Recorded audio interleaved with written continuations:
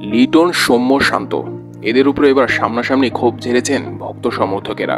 ইন্ডিয়ার বিপক্ষে warm up match খেলতে নামে বাংলাদেশ, আর এই ওয়ার্ম আপ ম্যাচে ইন্ডিয়া আগে ব্যাটিং করে 182 রানের স্কোর দাঁড় করে।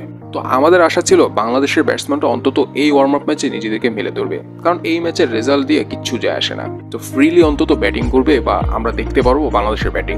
কিন্তু হয়তো অনেকের কল্পনার বাইরে ছিল যে বাংলাদেশের এরকম জঘন্য ব্যাটিং দেখতে হবে, তারপর ওয়ার্ম আপ ম্যাচে। সৌম্য সরকার প্রথম ওভারের দ্বিতীয় বলেই ডাক মেরে ডাক আউটে ফিরে যাওয়ার সময় তাকে নিয়ে শুরু করে দেন সমালোচনা। দর্শকরা সামনাসামনি বলেছেন, সৌম্য আপনি আর কত এরকম খেলবেন? আপনার নাম তো সৌম্য থেকে শূন্য সরকার হয়ে যাচ্ছে। এক কাজ করেন, আপনি বিশ্বকাপের পর অবসর নিয়ে নেন। সেম কথাটা লিটনকেও বলেছেন আর কতকাল এরকম খেলে লক্ষ লক্ষ টাকা হাতিয়ে নেবেন আপনারা।